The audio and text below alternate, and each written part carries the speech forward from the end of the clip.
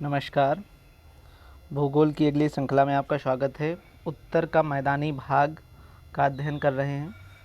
उत्तर का मैदानी भाग अगर आप लोग देखें तो इसका निर्माण प्रक्रिया के आधार पर इसको 4 भागों में बांटा गया है, जिसको आप लोग देख सकते हैं। जो प्लेस्टोसीन काल में इंडियन प्लेट के गर्त में नदियों द्वारा अवसादों के निक्षेपण द्वारा उत्तरी मैदानी भाग का निर्माण हुआ है और इसको कुल 4 भागों में बांटा गया है। पहला भाबर क्षेत्र है, दूसरा तराई क्षेत्र है और तीसरा खादर और बांगर क्षेत्र है। खादर और बांगर क्षेत्र जो है उसे ही जलोढ़ मैदान कहते हैं और भाबर और तराई क्षेत्र जो है ये हमारी शिवालिक और गिरपादों से बनी हुई है। एक एक करके आइए देखते हैं।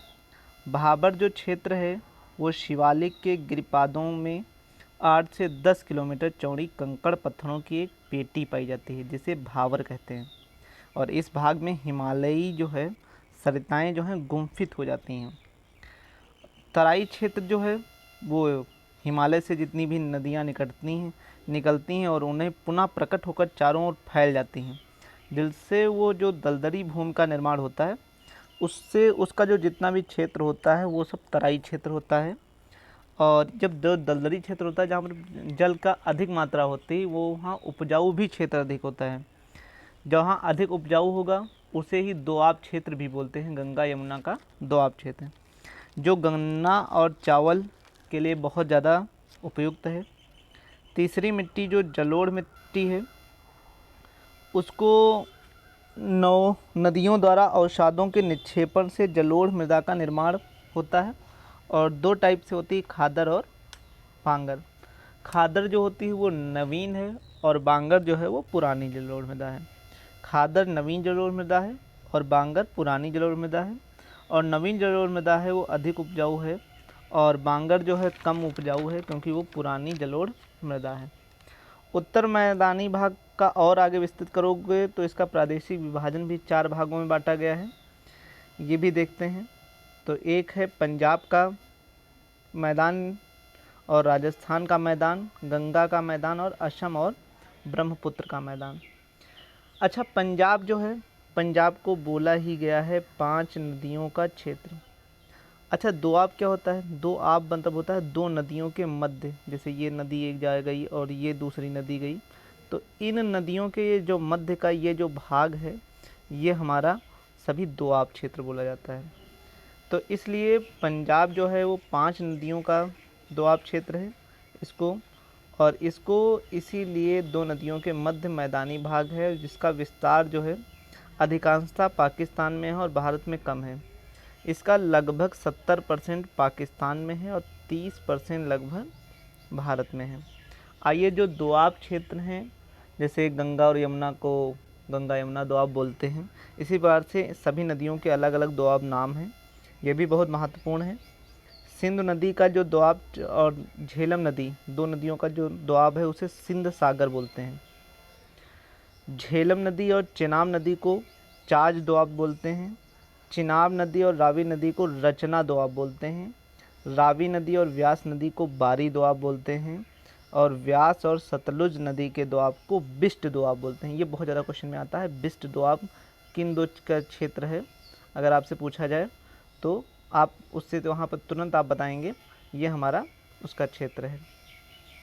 इसको आप देख भी सकते हैं, जो है ये हमारी सिंधु नदी है, जो कि सिंधु नदी कहाँ से निकल के आई है? मानसरोवर से निकल के आई है। इस कलर में है, नीचे सतलुज है। बीच में ही जो नदियाँ निकली हैं ये झेलम है, उसके बीच में चेनाब है और उसके बाद फिर रावी है और फिर व्यास है। कभी कभी लगाने को भी आ जाता है उत्तर से दक्षिण या पश्चिम से पूर्व। तो सबसे पहले अगर पश्चिम में झेलम है, फिर उसके बाद चेनाब है, फिर रावी है और फिर व्यास नदी है।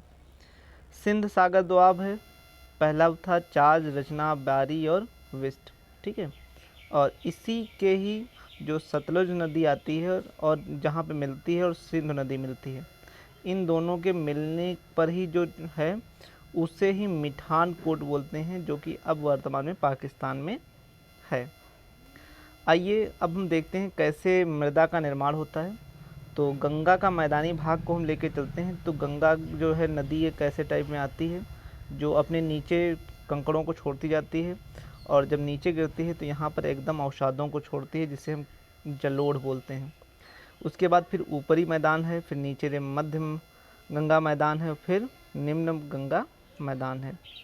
तो जो निम्न होती है वो चिकनी मिट्टी होती है, और मध्य गंगा का मैदान जो है सिल्क मृदा है, और ऊपरी गंगा का रेतीला मृदा है।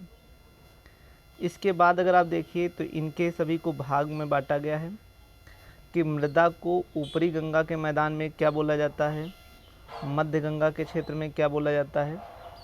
तो मृदा को इनके क्षेत्र में जो रेतीली मृदा बोला जाता है ऊपरी गंगा मैदान में, मध्य गंगा मैदान में गाढ़ सिल्ट मृदा बोली जाती है, और निम्न में गंगा मैदान में चिकनी। यहाँ पर रेतीली होती है तो सबसे कम उपजाऊ होगी, और यहाँ पर चिकनी मिट्टी है इसलिए सर्वाधिक उपजाऊ मिट्टी होती है। वर्षा भी देख लीजिएगा, तो वर्षा जो होती है वो ऊपरी गंगा में मैदान में कम होती है 100 से 150 सेंटीमीटर, और मध्य में 150 से 200, और निम्न में 300 से अधिक। और जहाँ वर्षा अधिक होगी वहाँ उपजाऊ भी ज़्यादा होगा, और उपजाऊ में ही खांदर और बांगर पाया जाता है, जिसमें से खांदर नवीन है और बांगर पुरानी मृदा है। ऊंचाई जो है समुद्र तल से, तो जो ऊपरी भाग है वो सब सर्वाधिक ऊंचे हैं 200 से 300 मीटर, मध्य वाला 100 से 150 मीटर, और निम्न वाला 50 मीटर से कम।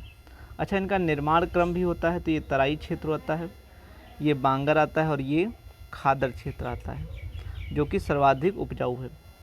फसल में ऊपरी मैदान में चावल और होते हैं ज़्यादा अधिक, मध्य में चावल और कपास ज़्यादा होते हैं, और निम्न वाले में वर्ष में कपास व जूट अधिक होते हैं।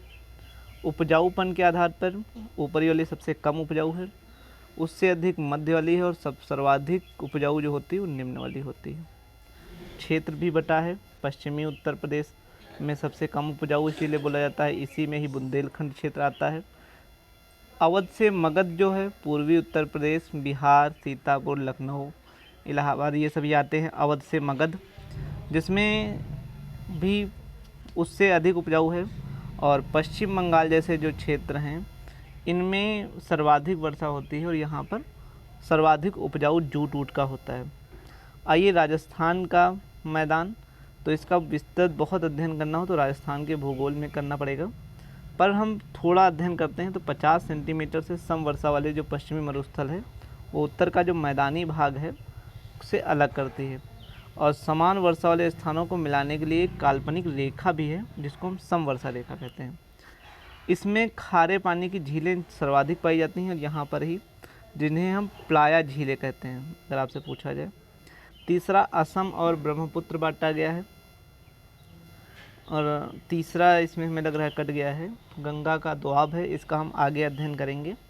और चौथा है असम और ब्रह्मपुत्र का मैदान, जिसमें ब्रह्मपुत्र और उसकी सहायक नदियां हैं द्वारा लाए गए अवसादों का निक्षेपण से असम में मैदानी भाग का निर्माण होता है, और ब्रह्मपुत्र नदी असम की अनेक धाराओं से विभाजित होकर द्वीपों का निर्माण करती हैं।